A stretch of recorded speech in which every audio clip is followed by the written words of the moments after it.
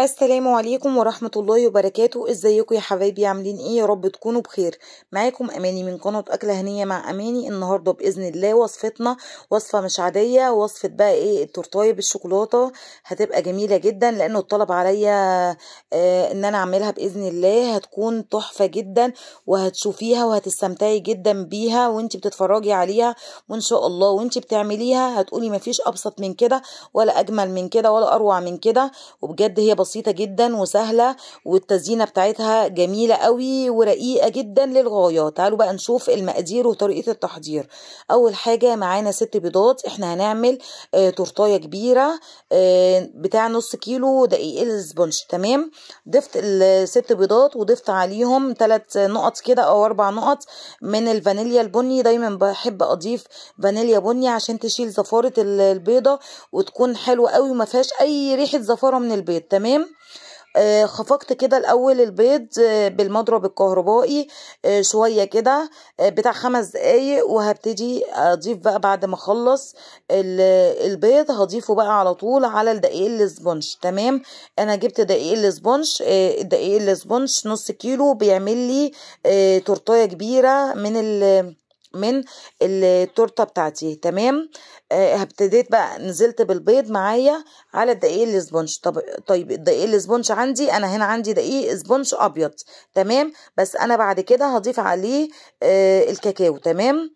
يعني قلبت كده بالسباتشوله عشان اقلب الدقيق مع البيض عشان يبقى كويس جدا معايا ويديني كده ايه وانا بضربه دقيق كده ما تنطرش كده عليا ويبهدل لي الدنيا. وضفت كمان معلقه من المحسن الجل، محسن كيك، وبعدين ضربت كده بالمضرب الكهربائي معايا. عايزه اقول لكم على حاجه كويسه جدا ومهمه جدا.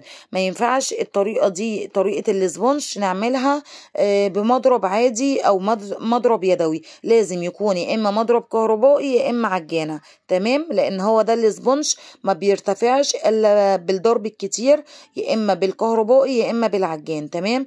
انا هنا زي ما قلت لكم ضفت بقى ايه الكاكاو معايا بتاع 3 أو 4 معالق من الصغيرين من الكاكاو. تمام. عشان هنخليها تورتة شوكولاتة او تورتة بالكاكاو. تمام. وابتديت نزلت بشوية مية صغيرين خالص بتاع 3 معالق مية، معالق الأكل كده. تمام.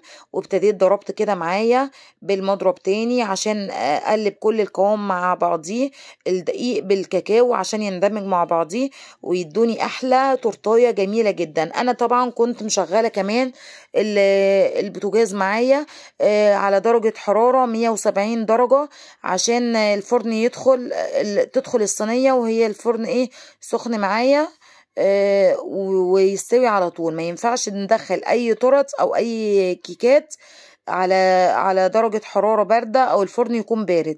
وانا هنا بلاقي الكيكة تقيلة قوي معايا وقوامها تقيل، بضيف شوية مية صغيرين بشوية مية.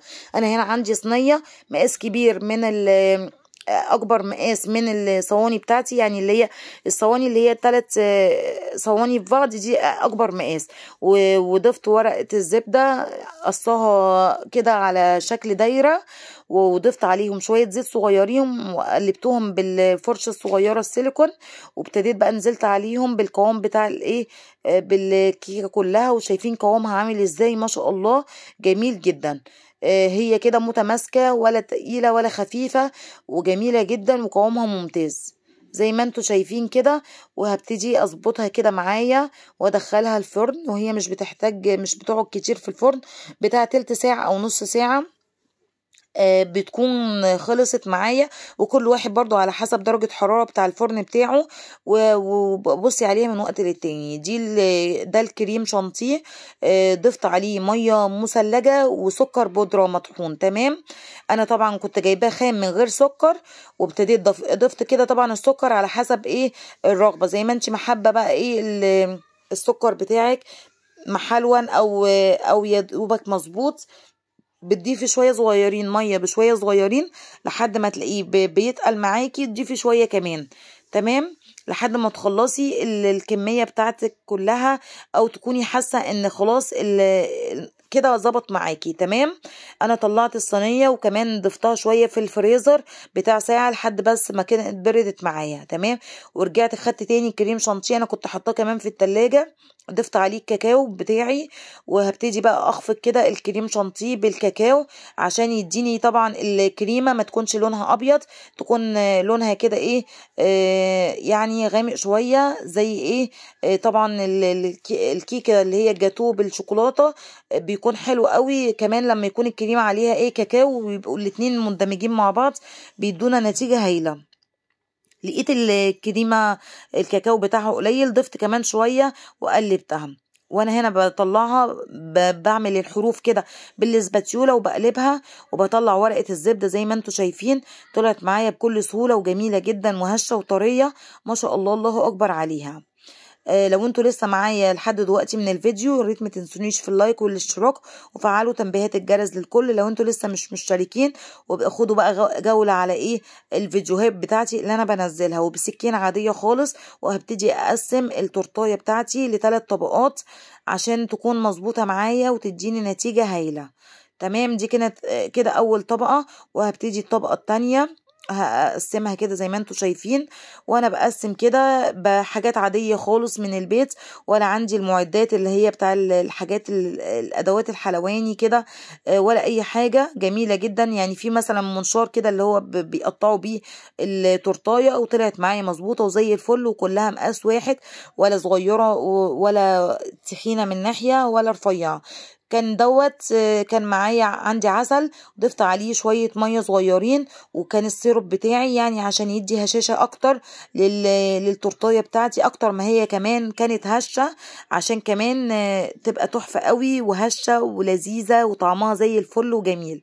تمام. ابتديت بقى اجلس التورتايه بتاعتي، اول طبقة من الكريم شانتيه اللي هو بالشوكولاتة، وطبعا ما تبخليش عليها، ضيفي لها كريمه زي ما انت ما عايزه. كل ما تكتري كل ما هيكون التورتايه بتاعتك دسمه وتكون طعمها حلو وجميل. تمام. زي ما انت شايفه كده. ومش اهم حاجه ان انت تظبطي الكريم شانتيه، طالما هو هيكون في نص التورتايه مش هيبان خالص. اهم حاجه اللي هو من فوق هو اللي هيبان. وضفت برضو هنا السيرب، ممكن تضيفي سيرب طبعا، شربات كده خفيف. وممكن كمان عارفين العلب بتاع الفواكه اللي هي محفوظة في الصفايح كده، ممكن اللي هو مثلا كمبوت اللي هو بتاع الخوخ او الاناناس، ممكن تصفي المية بتاعته لو انت حابة تزيني مثلا تزيينات فواكه محفوظة. تاخدي السيرب بتاعه وتضيفيه بين برضو الطبقات بتاع التورته، هتديلك نتيجة برضو جميلة جدا. تمام. كده بقى ايه كانت الطبقة التانية، وضفت عليها بقى الكريمة برضو وزي ما قلت لكم. ضيفي شوية كريمة حلوين كده عشان يدوكي طراوة كده ويكون التورتايه حلوة معاكي. تمام. ودي اخر طبقة بقى، خلصت كده ال3 طبقات، وهجلسها بقى من فوق. ودي اهم طبقة عندي، هي دي بقى اللي هي فيها التزيينة كلها، واللي هيبان فيها التورتايه ازاي هتطلع وازاي شكلها هيبقى حلو وهتطلع معايا. طبعا ممكن وانت بتعملي التورته تفكري ايه شكل التزيينه اللي انت بتعمليها او اللي انت هتعمليها. لو انت مش محترفه قوي في التزيينات، فاعملي الطريقه اللي انا هعملها دي بالتزيينه اللي انا بزينها دي، لانها بسيطه جدا ومش صعبه ولا هتضايقك خالص، وهتطلع معاكي باحسن نتيجه وافضل حاجه بجد يعني، بسيطه جدا. تمام. ابتديت برضو اعمل الجناب، يعني اغلف الجناب كده بالاسباتيولا معايا، واحاول على قد ما اقدر ان انا اظبطها. طبعا يعني بالاسباتيولا كده تفضلي بقى تظبطي معاكي، او لو عندك مسطره كده نظيفه جدا ما تكونيش بتستخدمي بيها حاجه، تقدري برضو تظبطيها، وان شاء الله هتطلع معاكي مظبوطه. وطبعا كل حاجه طالما هتعمليها بايديكي هتطلع زي الفل من ايديكي. زي ما انتوا شايفين كده ببتدي كده بالراحة واظبطها كده من الجناب لحد ما اظبط كده على قد ما اقدر. ده صوص جل بالشوكولاتة. هبتدي بقى ايه فتحته كده، وهبتدي اعمل خطوط بالطول زي ما انتوا شايفين كده، يعني كشكل بسيط كده من التزيينات زي ما انتوا شايفين. تمام. هيطلع معاكي سهل جدا وبسيط. وهنا كانت نقطت معايا نقطة بس ولا يفرق معانا، احنا في الاخر هنطلع شكل اخر جمال.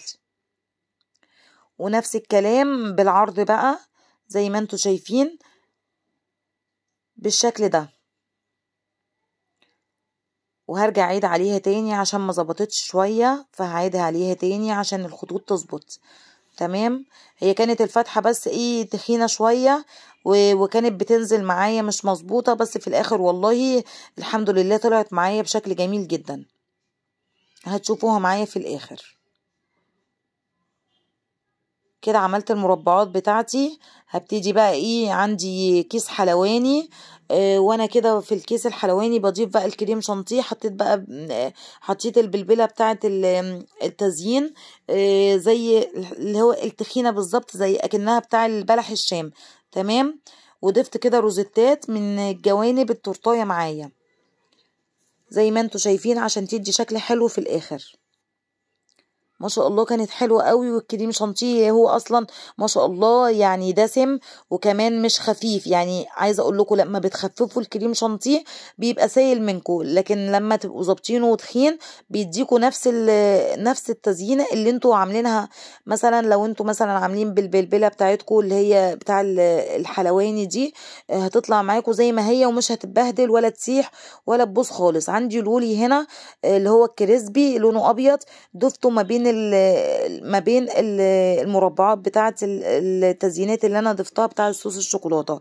تمام. عشان تدي كده رقه للتزيينه بتاعتي وتبقى شكلها حلو قوي معايا. وهبتدي بقى اغير واكسر اللون كده. عندي كريسبي لونه بنفسجي ضفته من فوق كده، من فوق الروزيتات اللي انا عملتها للجوانب بتاع التورتايه بتاعتي، بتدي شكل حلو برضو. طبعا التزيينات دي زي ما انت ما عايزه ابدعي بقى وزيني زي ما انت ما عايزه، مش شرط الشكل ده، ممكن تعملي الشكل اللي انت حباه. او مثلا لو عيد ميلاد ممكن تكسبي بقى مثلا بالصوص ده او بالكريم شانتيه، او كمان بالشوكولاته، تكتبي مثلا كل سنه وانت طيب مثلا يا كذا. يعني ابداعات بقى في التزيين دي ملهاش وصف ولا ليها حدود. بس انا كانت فكرة بسيطة وطريقة بسيطة عشان مثلا اي حد ما يكونش لسه بيعرف يعمل تورتات، فالطريقة دي كانت هايلة جدا وبسيطة جدا لاي حد مثلا مش بيعرف يعمل التورت.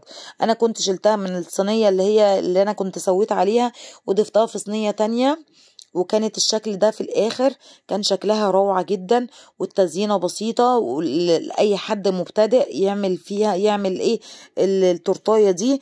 وبجد كانت طريقة بسيطة وسهلة وسريعة، ما كلفتنيش كتير زي ما قلت لكم. يعني هقول لكم برضو الاسعار. النص كيلو الاسبونش ب20، والربع كيلو الكريم شانتيه ب30، والبيضة انا ضفت 6 بيضات زي بقى ايه يعني زي ما يكون سعرهم بقى في الاخر. ودي كانت شكل التورتايه في النص كده، كان شكلها في النص. طبعا ما لحقتش اخد صورة، بس والله كان شكلها جميل. يا رب الفيديو يكون عجبكم، ما تنسونيش في فيديوهات جديدة. مع السلامة.